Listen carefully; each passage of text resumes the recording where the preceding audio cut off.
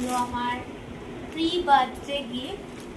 আমার দিদি এটা আমাকে গিফট করেছে, তো এটা ফ্লিপকার্ট থেকে নেওয়া। এখন আমি আনবক্স করব।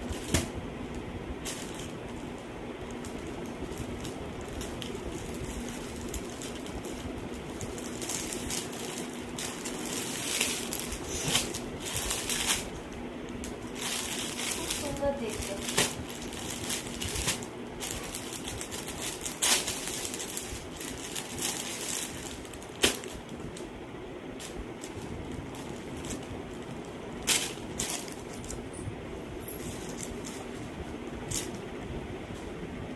এটা বেসিক্যালি ওয়ান পিস, নিচে খুব সুন্দর এসছে,